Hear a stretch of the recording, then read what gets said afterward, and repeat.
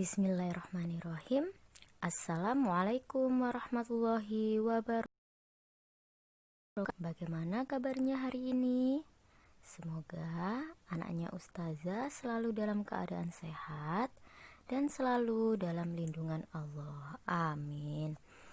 Teman-teman, hari ini walaupun belajarnya masih di rumah, teman-teman harus selalu semangat ya. Hari ini kita akan belajar tema 2E, subtema 4. Materi yang akan kita pelajari hari ini adalah sikap yang sesuai dengan sila Pancasila. Nilai-nilai yang terkandung dalam sila ketiga Pancasila. Makna simbol ketiga Pancasila. Sudah siap teman-teman? Silahkan jangan lupa dipersiapkan buku dan alat tulisnya. Jangan lupa didengarkan baik-baik ya penjelasan dari Ustazah. Tujuan pembelajaran hari ini adalah dapat mengetahui bunyi sila ketiga Pancasila. Dapat memahami makna simbol ketiga Pancasila. Dapat memahami sikap yang sesuai dengan sila Pancasila. Dapat mengetahui nilai-nilai yang terkandung dalam sila ketiga Pancasila. Sila ketiga Pancasila, lambang atau simbolnya adalah pohon beringin. Bunyinya adalah Persatuan Indonesia. Makna simbol beringin adalah keberagaman. Keberagaman artinya bermacam-macam. Contoh keberagaman di Indonesia adalah keberagaman budaya, suku, agama, dan bahasa. Jadi di Indonesia itu memiliki banyak budaya, suku, agama, dan bahasa. Suku yang ada di Indonesia ada suku Jawa, ada suku Batak, ada suku Madura, dan masih banyak yang lainnya. Kemudian agama juga banyak di Indonesia, ada Islam, ada Kristen Protestan, Katolik, dan masih banyak yang lainnya. Bahasa juga ada banyak, ada bahasa Madura, ada bahasa Jawa, dan masih banyak yang lainnya. Nah, meskipun berbeda-beda, rakyat Indonesia tetap bersatu dalam Negara Kesatuan Republik Indonesia. Jadi meskipun berbeda-beda suku, agama, dan bahasa, kita harus tetap bersatu. Nilai yang terkandung pada sila ketiga Pancasila adalah memperkuat persatuan dan kesatuan, menciptakan kerukunan dan keutuhan bangsa, sikap nasionalisme atau cinta tanah air. Nah, berikut ini adalah nilai yang terkandung pada sila ketiga Pancasila. Selanjutnya, kita akan belajar tentang sikap yang sesuai dengan sila Pancasila.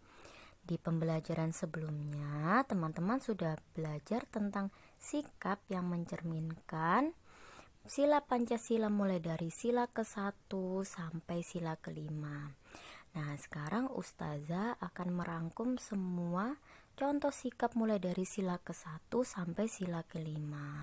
Silakan dipahami dan dihafalkan ya. Dimulai dari sila ke-1. Contoh sikap yang mencerminkan sila ke-1 adalah beribadah kepada Allah. Jadi sila ke-1 untuk lebih mudah mengingatnya, sila ke-1 itu berhubungan dengan ketuhanan. Yang berhubungan dengan Allah itu adalah sila ke-1.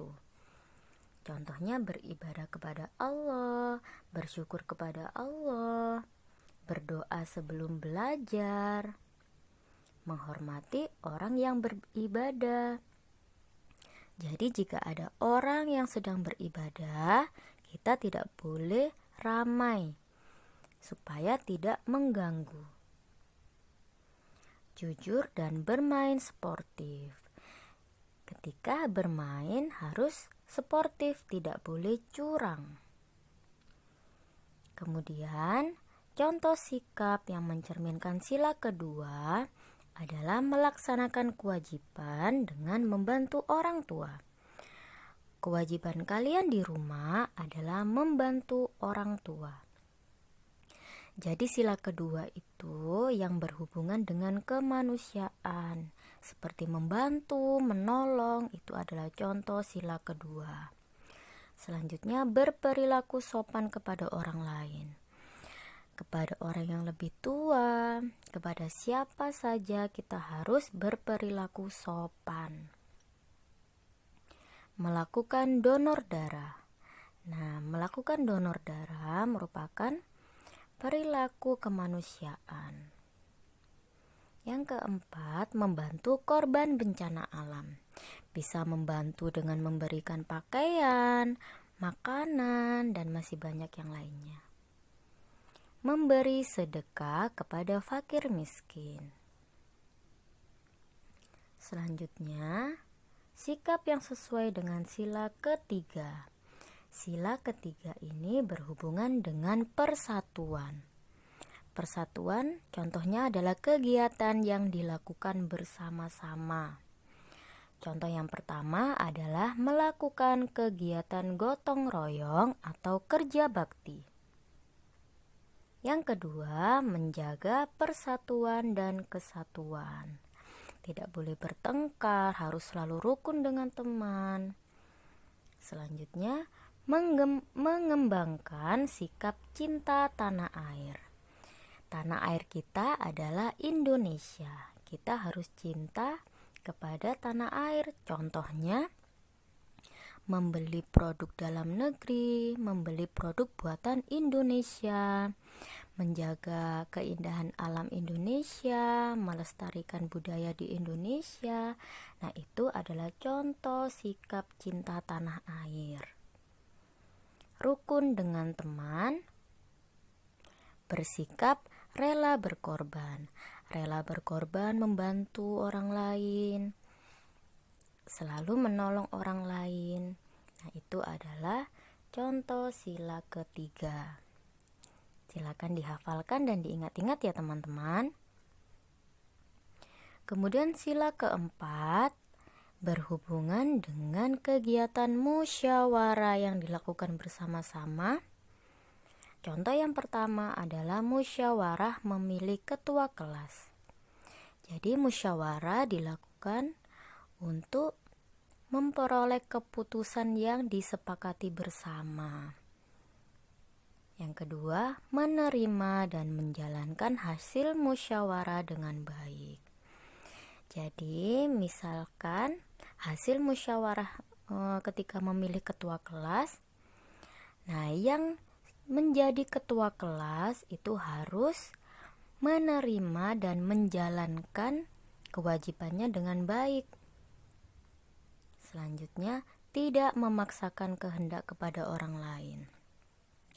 Ketika bermusyawarah, ketika kita mengeluarkan pendapat, kita tidak boleh memaksakan orang lain untuk menerima pendapat kita.